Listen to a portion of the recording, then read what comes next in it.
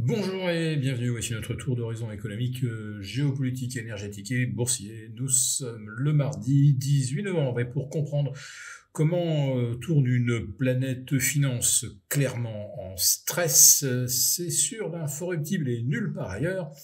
Et la chronique du jour s'intitulera « Et si la vague de correction provenait du Japon ?» Allez, poser la question, c'est quasiment y répondre. En effet, ce qui constitue le principal carburant des marchés, c'est la liquidité.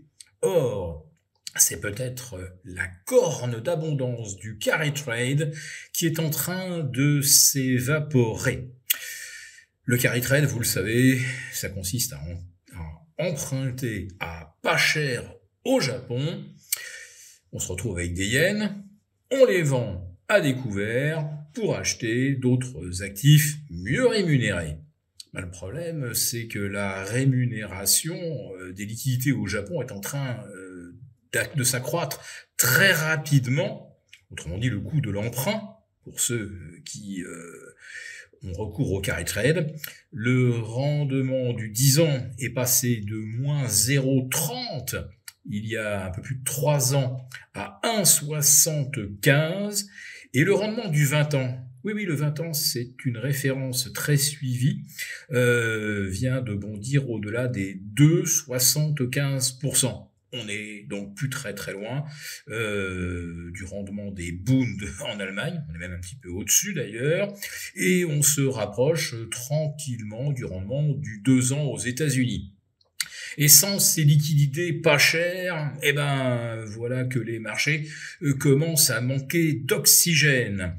Et regardez la courbe d'accélération des rendements au Japon et regardez quand a commencé la vague de consolidation qui pourrait se transformer en vague de correction, ça remonte en fait au début du mois de novembre.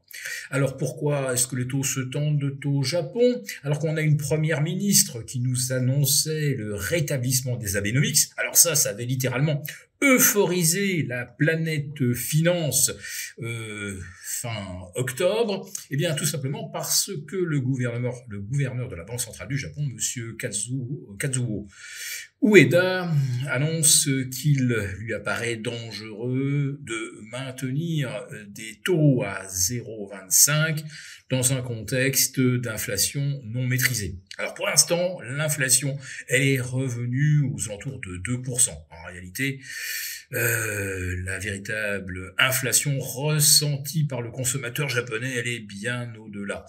Et souvent, l'inflation ressentie et l'inflation réelle, elles sont assez bien corrélées. Voilà, donc, coup de froid sur les liquidités. Vendredi, je vous annonçais que les principaux supports techniques étaient en train de lâcher sur les indices US et les indices de la zone euro, donc pour les États-Unis. Donc c'est confirmé depuis hier soir. On a basculé sous les moyennes mobiles à 50 jours, aussi bien sur le S&P que sur le Nasdaq, un S&P que l'on retrouve maintenant en dessous des 6650, le Nasdaq en dessous des 24 550, et là on est parti pour 5 ou 6% de repli supplémentaire. Alors, le clou dans le cercueil, évidemment, ça pourrait être demain les résultats de Nvidia. Alors certes, ils seront certainement excellents, mais les projections que nous annoncerons Nvidia sont-elles crédibles?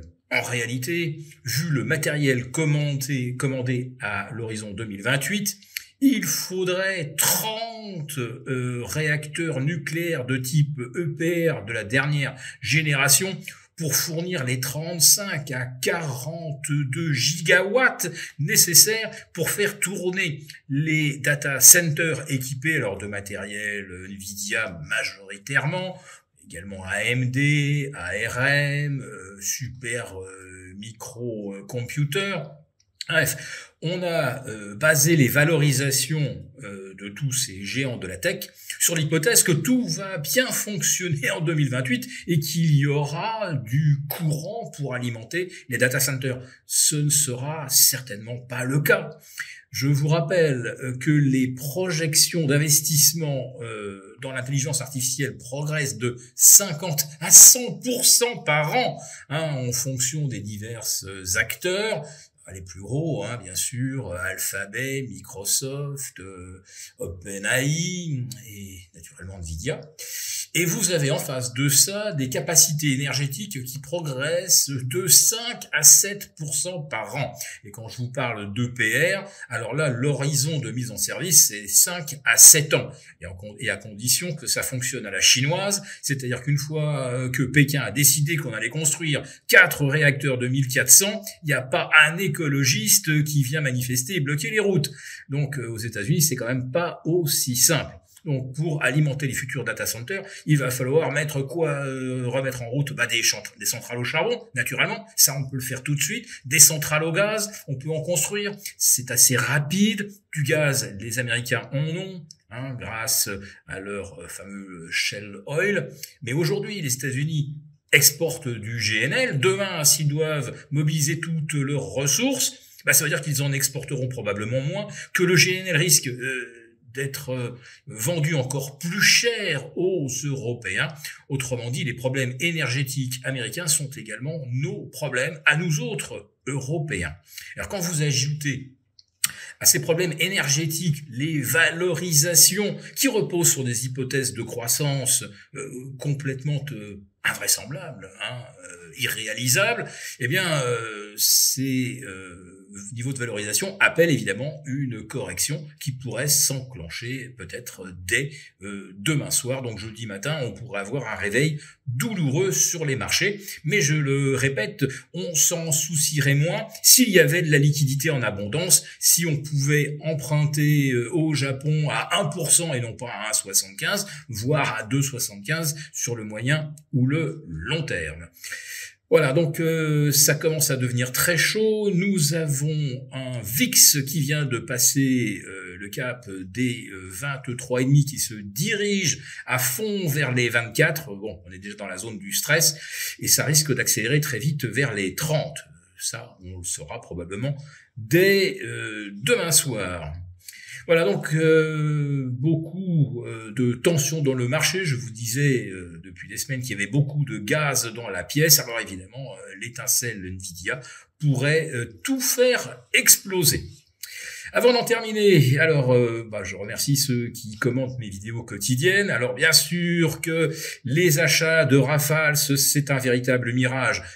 J'y ai pensé tout de suite, mais le problème c'est que pour les algos, si vous mettez dans la même phrase Rafale, Mirage, c'est pas des termes qui sont très corrélés à des notions économiques et raison de pertinence. Donc j'avais surtout évoqué le fait que Zelensky n'avait pas un rond. Voilà, je termine sur ce petit clin d'œil et donc attention, ça devient très très chaud sur les marchés.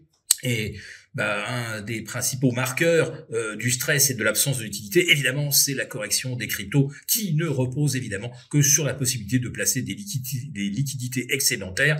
Lorsqu'elles deviennent rares, vous comprenez que là, le marché des cryptos très très spéculatif est lui aussi au bord d'une grosse correction. Pour vous remercier de votre fidélité, vous pouvez télécharger gratuitement notre rapport spécial qui vous explique comment obtenir une rente presque assurée grâce aux obligations et aux dividendes. Il vous suffit de cliquer sur le lien en description pour l'obtenir gratuitement. Merci et à bientôt. Merci beaucoup d'avoir regardé cette vidéo. N'hésitez pas à réagir dans les commentaires ou à liker et partager cette vidéo si le contenu vous a plu.